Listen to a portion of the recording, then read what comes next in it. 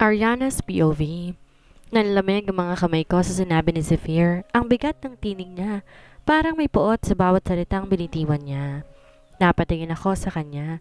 Nakapako ang mga mata niya sa daan pero ramdam ko ang init ng galit niya. Ramdam ko sa buong katauhan ko. Dahil ayokong makita kang kasama ng ibang lalaki. Ulit niya, mas madiin, mas mabigat. Napanunok ako. Zephyr? Nauutal ako nagsalita habang pilit kong iniintindi ang damdaming gusto niyang iparating. Bakit ka ba, bakit ka ba nagagalit? Hindi siya sumagot. Napasalampak lang kamay niya sa manubela, ang mga daliri nakakuyom. Kita kong tensyon sa panga niya pati ang muscle sa leeg niya nanginginig. Hindi ko na napigilan. Wala naman tayong label, 'di ba? Mahina akong sabi, halos pabulong, parang kinakausap ko lang ang sarili ko. Ba't parang boyfriend ka kung umasta? Parang asawa. Bigla siyang promeno at tinigil ang kotse sa gilid ng kalsada. Napaatras ang katawan ko sa lakas ng pagpreno. Saglit siyang di nagsalita pero kitang-kita ko ang paglalim ng paghinga niya. Nakapikit siya ng ilang segundo bago siya tumingin sa akin. Sagutin mo ko, Ariana? Mahina ngunit mariing tanong niya. Girlfriend ka ba ni Alex? Napakurap ako. Gusto kong magsalita agad pero tila natahimik ang buong paligid sa pagitan namin. Nararamdaman ko ang paninikip ng dibdib ko. Bakit ko nga ba to kailangan ipaliwanag? Nagkataon lang na boyfriend mo ba siya o hindi? Ulit niya, mas madiin. Hindi. Sagot ko pero agad na sumunod ang depensa ko. Fake girlfriend lang. Bayad. Napahagalpak siya ng tawa pero yung tawa niya masakit sa pandinig. Hindi masaya kundi puno ng sakit at pangutya. Pera, bulong niya. So pera pa lang dahilan. Hindi mo naiintindihan. Hindi nga. Sigaw niya at napasinghap ako. Hindi ko maintindihan kung bakit bigla ka na lang nawala. Hindi ko maintindihan kung bakit di ka malang nagpaalam. Bakit hindi ka bumalik? Nanahimik ako. Hindi ko alam paano ipapaliwanag ang lahat. Ang sakit ng pag-alis ko, ang bigat ng iniwan kong alaala sa pagitan namin, ang bangungot na iniwan sa puso ko. Zephyr? Ang tinig ko'y paos, parang mababasag. Kung alam mo lang kung gaano kasakit para sa akin ang lahat. Akala ko mas makakabuti kung lumayo ako, kasi akala ko wala talaga akong halaga sa'yo. Wala kang halaga? Ulit niya, punong-puno ng puot at lungkot ang boses. Paano mo nasabi yan, Ariana? Alam mo bang araw-araw kitang hinanap? Bawat araw iniisip ko kung anong maling nagawa ko, kung bakit bigla ka na lang nawala. Hindi ko na mapigilan ang luha ko. Bumagsak to ng tahimik sa pisngi ko, pero si Zephyr hindi pa rin tumigil. Hindi ka matahimik. Hindi ako matahimik hanggat di ko alam ang dahilan at ngayon, ang unang makita kitang muli, girlfriend ka na ng iba? Fake nga lang, pero totoo pa rin yung sakit, bulong niya. Tahimik. At sa katahimikang yon, pareho kaming binabalot ng damdaming matagal nang itinago. Tahimik lang ako habang muling umandar ang kotse. Hindi ko alam kung dapat ba ako magsalita o hayaang lunurin kami ng katahimikan. Pero sa dami ng gusto kong itanong, may isa lang na hindi ko mapigilang ilabas. Kamusta si Emmanuel? Mahina akong tanong. Halos hindi ko na rin tiyak kung maririnig niya. Di siya agad sumagot. Napatingin ako sa kanya. Nakatingin pa rin siya sa kalsada pero alam ko, narinig niya ako. Hindi ko alam kung kaya lang niya ako tinatakasan o talagang iniisip pa niyang sagutin. Ilang segundo pa, bago niya dahan-dahang binukang bibig, miss ka niya. Napangiti ako kahit papano. Ang sarap sa pakiramdam na kahit papano may isang bata, isang inosenteng kaluluwang gaya ni Emmanuel na naghahanap pa rin sa akin. Pero bago ako tuluyang matuwa, narinig ko ang kasunod niyang sinabi. Pero medyo galit din siya sa'yo. Napanunok ako. Galit? Tumango si Zephyr bagamat di niya ako tinitingnan. Oo, sabi niya iniwan mo raw siya, na wala ka man lang paalam. Isang araw nagising siya, wala ka na. Parang wala kang pakialam. Parang tinusok ng karayom ang puso ko. Hindi ko inaasahan yun. Alam ko hindi madali yung pag-alis ko pero si Emmanuel. Si Emmanuel kasi yung isa sa pinaka naging dahilan kung bakit ako nanatili noon. Isa siya sa rason kung bakit kahit mahirap, pinili kong magpakatatag. Pero sa huli siya rin pala yung isa sa mga nasaktan sa pag-alis ko. Hindi ko siya gustong saktan. Bulong ko habang nakatanaw sa labas ng bintana. Si Emmanuel, naging bahagi siya ng buhay ko. Mahal ko yung batang yun, Zephyr, pero ang dami kong kinilahang isipin. Ang dami kong takot. Hindi ko alam kung may karapatan pa akong manatili dahil lang sa takot. Iniwan mo kami? May pait sa tinig niya. Si Emmanuel. Ako. Ikaw. Iniwan mo lahat. Napapikit ako. Gusto kong sabihin na hindi ko sila iniwan. Gusto kong sabihin may mga dahilan ako na hindi nila alam. Pero alam ko rin ano ba ang paliwanag ko. Hindi na mababawi ang sakit na naidulot ng bigla kong pagkawala. May utang akong paliwanag kay Emmanuel. May inahan kong sabi. At kung papayag ka, gusto ko siyang makita. Kahit sandali lang. Kahit sa malayo lang. Napatingin siya sa akin at sa unang pagkakataon mula kanina, nagtagpo ang mga mata namin. Hindi ko alam kung galit pa rin siya pero may lungkot sa mga mata niya na parang sinasabi na kahit siya nasaktan din. May darating na araw na magkikita kayo. Tugon niya, dahan-dahan. Pero siguraduhin mong handa kang harapin siya.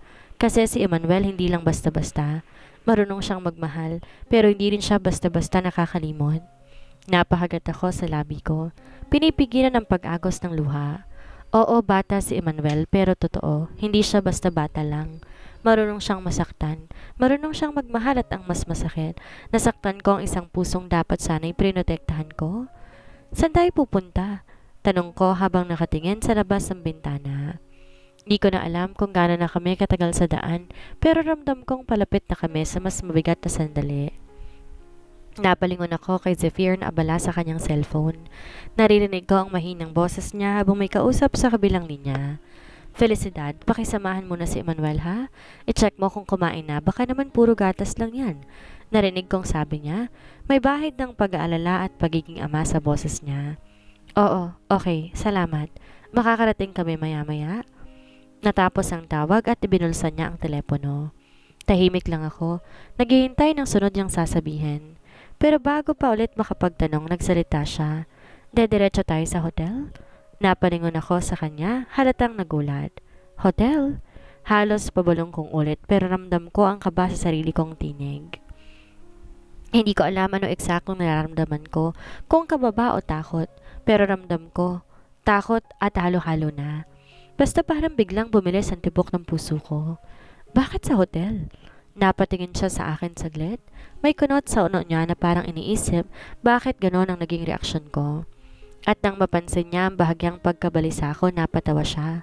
Relax. Aniya, pilit pinapakalma ang tono. Hindi kita re-rapen kung yan ang iniisip mo. Napapikit ako sa hiya. Di ko naman iniisip yun. Mabilis kong depensa kahit alam kong halatang kabado ko.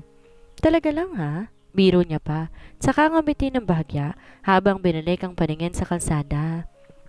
Ang dami mong iniisip, Ariana. Sa dami ng pinagdaanan natin, akala mo ba gagawan pa kita ng di maganda? Hindi ako sumagot. Hindi ko alam kung dapat ba akong matawa sa biro niya o mapaisip sa bigla niyang pagseryoso. Isa pa, naguluhan din ako sa sarili kong reaksyon. Bakit nga ba ako natakot? Hindi ba't si Zephyr to? Si Zephyr na ilang beses na rin pinatunayan na kaya niya akong protektahan. Dadalhin lang kita doon para makita mo si Emmanuel, dagdag pa niya. Huwag kang mag-alala, nandun si Felicidad at saka sandali siyang tumigal bago muling nagsalita. Gusto ka niyang makita. Miss na miss ka na niya? Parang may kung anong tumusok sa dibdib ko sa mga salitang iyon. Si Emmanuel, ilang araw ko na rin iniisip kung paano ko siya haharapin. Kung handa na ba ako pero ngayon, eto na, mangyayari na. Napatingin ako sa kamay ko, pinipigilan ang panginginig. Kailangan kong maging matatag. Hindi ko alam kung paano ko tatanggapin ang batang minsang inalagaan ko, pero ang alam ko kailangan kong harapin to.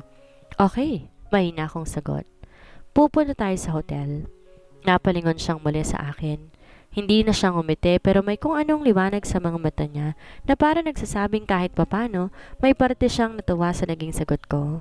Good, Aniya. At least hindi ka na tumatakbo. Ngumiti ako, pilit pero totoo. Kasi sa totoo lang, pagod na rin akong tumakbo. Pagpasok namin sa hotel, ramdam ko agad ang lamig ng aircon na tila dumadampi rin sa nananahimik kong damdamin. Tahimik lang si Zephyr habang hawak ang maliit kong bag at nauna nang lumakad papunta sa elevator. Sumunod ako, pero bago pa man kami makarating sa taas, tumunog ang cellphone ko. Ring! Napatingin ako sa screen. Alex! Napakagat labi ako. Hindi ko alam kung sasagutin ko ba o pababayaan ko lang. Pero bago ko pa man mapindot ang kahit ano, bigla na nang inagaw ang cellphone ko. Zephyr! Gulat kong sigaw. Halos may balik ko ang kamay ko sa gulat. Hindi siya nagsalita. Pinatay niya agad ang tawag at pagkatapos nilagay sa bulsa ang phone ko. Ano bang problema mo? Napataas ang boses ko. Di na napigilan ng inis. Wala. Malamig niyang sagot. Ayoko lang na may istorbo ngayon. Zephyr, phone ko yon. May karapatan ako. Hindi ngayon, Ariana. Ngayong magkasama na tayo, hindi ko hahayaang may makakalapit pa sa'yo. Lalo na kung si Alex yon. Napanganga ko sa sinabi niya. Wala ka sa posisyon para sabihin yan. Wala tayong label, Zephyr. Hindi kita boyfriend, okay? Tahimik siya sa loob ng elevator, pero ramdam kong nagingit-ngit ang panga niya sa pagpipigil. Hindi siya tumingin sa akin, pero rinig ko ang lalim ng hininga niya. Hindi ko na dinugtungan. Pagdating namin sa suite, bumungad agad sa akin isang babae na nakangiti at binuksan ang pinto. Magandang gabi sa'yo, bati niya. Napangiti ako kahit papano. Kamusta po si Emmanuel? Mahimbing ang tulog, ma'am. Kanina pa po siya inihintay pero napagod po sa kalalaro. Parang may kumarot sa puso ko. Naisip kong sana naabutan ko siyang gising. Gusto ko sana na makita ang ngiti niya. Marinig ang boses niya na tawagin akong Ate Ariana kagaya ng dati. Gusto ko sana. Sisimulan ko pa lang pero biglang nagsalita si Zephyr. Pahinga ka muna. Umiling ako. Hindi. Uuwi na ako. Agad na nag-iba ang anyo ng mukha niya. Anong uuwi? Zephyr, hindi ko kayang manatili dito. Ang dami kong kailangan gawin at saka tinapik ko ang dibdib ko. Pilit pinipigilan ang bumibigat na pakiramdam. Hindi naman tama na manatili pa ako dito. Lumapit siya sa akin. Seryoso ang mukha. Hindi ka aalis. Napaatras ako. Zephyr, hindi mo ba naiintindihan? Aniya, paos ang boses. Ngayong nakita na kita ulit, hindi na kita pababayaan. Hindi ko na ulit hahayaan na mawala ka. Hindi mo ba alam kung gaano kita hinanap? Pero Zephyr, mahina akong sagot, halos pabulong. Hindi mo ako pwedeng kulong sa mundo mo. Tinitigan niya ako, matagal. May hinanakit sa mga mata niya. Pagod, galit at may halong sakit na parang ako ang sanhi. Hindi kita ikukulong, aniya, dahan-dahan. Pero gusto kong malaman mong may lugar ka pa rin dito. Sa akin, kay Emmanuel. Napatingin ako sa silid kung saan tulog ang bata. Tama ba ako sa desisyong ito? Naalimpungatan ako sa isang pamilyar na tunog. Malambing, masaya, may halong pangungulila at tuwa. Halakhak yon na isang bata. Masiglang halakhak na matagal ko ring hindi narinig. Dahan-dahang bumangon ang katawan kong tila nanigas sa pagkakahiga. Napatingin ako sa paligid. Saka ko lang napagtantong nasa hotel pa rin ako. Dumaan sa utak ko ang nangyari kagabi. Ang pagtatalo namin ni Zephyr. Ang galit niya. Ang pagpigil niya sa akin. Napaungol ako ng mahina, hinilot ang sentido. Bakit nga ba ako pumayag na manatili? Ang kulit ko rin minsan. Pero higit sa lahat ang halakhak ng batang yon, si Emmanuel. Parang kuryente sa buong katawan ko ang marinig siyang muli. Tumayo ako agad pero bago ko lumabas ng kwarto, napalingon ako sa salamin. Napatigil ako. Hindi ko alam kung bakit pero may kung anong kaba ang gumapang sa dibdib ko. Parang ayoko na makita ko ni Zephyr na magulo ang buhok ko o may muta pa ang mga mata ko. Ang tanga ko talaga minsan pero ewan. Simula pa lang na makita ko ulit siya sa restaurant, parang may bumalik sa puso kong matagal nang tinabunan. Hindi ko man gustong aminin pero ang presensya niya nakakabaliw. Kaya kahit di ko maintindihan kung bakit, kinuha kong suklay at inayos ang buhok ko. Naghilamos ako saglit. Nagpabango pa kahit alam kong masyado pang maaga para mag-ayos. Bahala na, pero ayoko lang talaga na makita kong sabog. Tumitig ako sa refleksyon ko. Ariana, ano ba to? Ba't ba parang high school na kinikilig sa crush? Bulong ko sa sarili ko sabay iiling-iling. Ngunit sa kabila ng lahat, hindi ko rin mapigilan ang ngiti ko. Siguro dahil kahit papano, masaya ako na nanirinig kong masaya si Emmanuel. At kahit kinakalabog ang dibdib ko, sa ideyang andoon si Zephyr, mas nangingibabong sabik ko. Nang sa wakas, napatinuko ang sabik ko. Ay, lumabas na ako ng kwarto, dahan-dahan. Tahimik tinungo ang pinagmumula ng halakhak. Handa na ba ako sa muli naming pagharap? Hindi ko alam. Pero ang alam ko, sabik akong makita silang dalawa. Ang batang minahal ko na parang sarili kong anak at ang lalaking hindi ko pa rin kayang kalimutan. Dahan-dahan akong lumapit sa sala kung saan nanggagaling ang halakhak at sa likod ng malaking sofa doon ko siya nakita, si Emmanuel. Nasa sahig siya, nakaupo habang may hawak na maliit na laruan. Tuwang-tuwa siya habang kausap si Yaya Felicidad, pero nung lumitaw ako mula sa hallway at natanaw niya ako, biglang nag-iba ang lahat. Natahimik ang buong paligid. Parang biglang bumagal ang oras habang nagkatinginan kami. Ang dating masiglang bata, tila natigilan, at ang masaya niyang mukha ay dahan-dahang napalitan ng tila pagkalito o mas malapit pa sa tampo. Emmanuel? Mahina akong tawag habang dahan-dahan pa akong lumapit, pero hindi siya agad tumugon. Hindi siya tumakbo palapit, hindi siya ngumiti. Tila may harang sa pagitan namin. Isang hindi ko maipaliwanag na distansya na mas masakit pa sa pisikal na layo. Nakayuko lang siya habang ginulong ang laruan sa sahig. Hindi na siya tumawa, hindi na siya umimik. Napalunok ako. Nasasaktan ako sa katahimikan niya. Emmanuel, miss na kita. Muli kong bulong. Halos manginig ang boses ko. Sumulyap siya saglit pero agad ding inalis ang tingin. Parang gusto niyang iparating na nasaktan siya at mas masakit yon kaysa kahit anong salita. Galit ka ba kay ate? Tanong ko. Pilit pinapakalma ang boses ko. Alam ko, bigla akong nawala, pero hindi pa ako natapos magsalita nang tumayo siya. Mabagal lang. Hindi galit pero nandun ang lungkot sa mata niya. Sabi mo, babalik ka. Mahinang sabi niya. Sabi mo, hindi mo ako iiwan. Napalunok akong muli. Mas tumindi ang bigat sa dibdib ko. Hindi ko naman ginusto. Napaluhod ako sa harap niya. Pilit hinahanap ang kamay niya. Ang daming nangyari, pero araw-araw kitang iniisip. Hindi siya sumagot. Tumingin lamang siya sa akin, matagal. Parang sinusuri kong totoong sinasabi ko. At sa dulo, marahan siyang lumapit at niyakap ako. Hindi malakas, hindi masaya. Isa yung yakap ng batang matagal na nagtitimpi, na gustong maging okay, pero di pa handang ibalik ang lahat. Doon ako tuluyang napaiyak. Sorry, Emmanuel. Sorry talaga. Namiss kita, pero hindi ko alam kung totoo pa. Mahina niyang sagot habang nakayakap. Hindi ko man maibalik agad ang dati, alam ko ito na ang simula. Simula para muli akong tanggapin ang batang minahal ko ng buong puso. Kasalukuyan pa rin akong yakap-yakap ni Emmanuel. Tahimik lang siyang nakasubsob sa dibdib ko habang pinapahid kong luha sa mga mata. Sa wakas, naramdaman ko ulit ang init ng isang yakap mula sa batang matagal kong inalagaan at minahal na parang sarili kong anak. Pero ang sandaling iyon, tila pinunit ng tinig na malamig at buo ang bawat bigkas. Ariana? Lumingon ako. Nakatayo si Zephyr sa may pasilyo. Nakasuot siya ng maitim na polo, may hawak siyang cellphone, pero hindi yun ang nakakuha ng pansin ko, kundi ang mga mata niya. Mata na puno ng bigat, ng lungkot, at ng galit na tila kinikimkim. Marahan kong nilayo si Emmanuel sa yakap ko. Pinisil kong pisngi niya at saka ngumiti, kahit nanginginig pa rin ang labi ko. Sige, laro ka muna kay Yaya, ha? Tumango lang siya at lumakad palayo at sa pagtalikod niya, halos mabasag ang puso ko. Hindi ko pa man naibalik ang tiwala niya. Eto na naman, parang may parating na bagong dilubyo. Tumapit si Zephyr sa akin. Mabagal ang bawat takbang niya. Nakatayo ako sa gitna ng sala, tila isa na namang estudyanteng nakakatanggap ng sermon. Balak mo pa ba siyang iwan, Ariana? Tanong niya. Walang sigaw, pero ang bawat salita niya tila may tinik na humihiwa sa damdamin.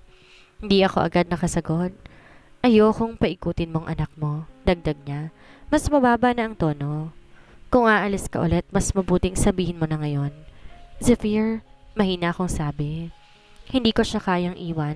Hindi ko nga dapat siya iniwan. Pero iniwan mo siya. Putol niya, madiin. Alam mo bang ilang gabi siyang umiiyak? Alam mo bang ni ayaw niyang lumabas sa kwarto nung una? Ayaw makipaglaro, ayaw kumain dahil akala niya siya ang may kasalanan. Napapikit ako. Pilit nilulunok ang sakit sa lalamunan ko. Hindi ko alam. Hindi ko alam na gano'n kalalim ang sugat na idulot ng pagkawala ko. Huwag mo siyang bigyan ng pag-asang hindi mo naman kayang panindigan, aniya. Dahil kung aalis ka ulit, baka ito na ang huling araw na makita mo siya. Napatingin ako sa kanya at doon ko nakita ang tunay na takot. Hindi lang to tungkol kay Emmanuel kundi pati siya. Takot siyang mawala ako, pero mas takot siyang masaktan ulit ang anak niya. Tumulo ang luha ko.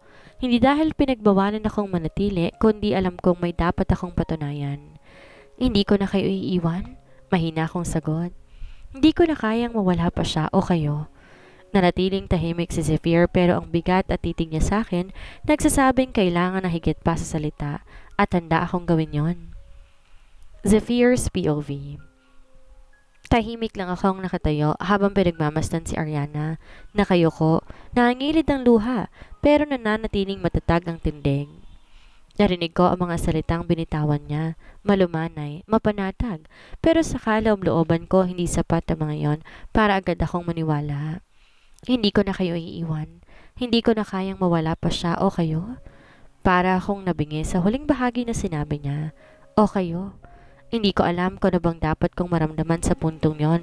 Kung matutuwa ba ako na kasama ko sa dahilan niya o mas lalo lang akong malilito. Lumapit ako hanggang halos magkadikit na kami. Inawakan ko ang baba niya para mapatingin siya sa akin. Totoo ba yan, Ariana? Tanong ko, mababa ang boses pero ramdam ko ang panginginig. O sinasabi mo lang yan dahil naaawa ka sa anak ko? Umiling siya. Hindi, Zephyr, totoo yan. Hindi lang si Emmanuel ang namiss ko. Huminga ako ng malalim. Pilit kong kinakalma ang sarili pero tang ina, ang hirap. Ang tagal kong kinulong lahat ng emosyon. Lahat. Galit, lahat ng lungkot, lahat ng tanong. Pero ngayong nandito na siya, ngayon na may sagot na, gusto ko pa rin sumigaw. Gusto ko pa rin malaman bakit. Bakit hindi ka bumalik? Tanong ko sa kanya, medyo matigas ang tono. Bakit mo kami iniwan? Naparunok siya. Kita ko ang panginginig ng balikat niya. Akala ko yun ang tama. Akala ko makakabuti yun para sa inyo pero mali ako, Zephyr. Kasi habang lumilipas ang bawat araw, mas lalo kong nararamdaman kung gaano kalaki ang nawala sa akin. Si Emmanuel at ikaw? Napapikit ako. Naririnig ko ang puso kong kumakabog sa dibdib ko. Parang gusto ko siyang hilahin at yakapin. Parang gusto kong sabihin tama na. Tapos na to pero hindi pa ako handa. Hindi pa rin buo ang tiwala ko kaya tumalikod ako. Ilang hakbang palayo at doon ko lang napagtanto kung gaano ko siya gustong hilahin pabalik. Zephyr? Mahina niyang tawag. Napahinto ako. Gusto mong mapatunayan ko? Bigyan mo ako ng chance. Kahit isang araw lang. Kahit yung bukas lang. Gusto ko lang bumawi sa inyong dalawa. Dahan-dahan akong lumingon. Tumingin ako sa mata niya at doon, sa mga matang yon, nakita ko ang parehong lungkot na meron ako ng mga nakaraang buwan. At sa unang pagkakataon naramdaman kong totoo siya. Lumapit ako. Napakalapit. Bukas, sabi ko. May isang araw ka. Pero tandaan mo to, Ariana.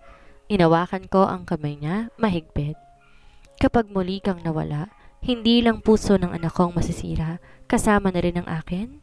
Tahimik siya pero dahan-dahan siyang tumango. Mahina pero may laman. Bukas, malalaman ko kung handa pa akong ibalik ang lahat. Bukas, malalaman ko kung sapat ang isang araw para muling buuin ang tiwalang gumuho.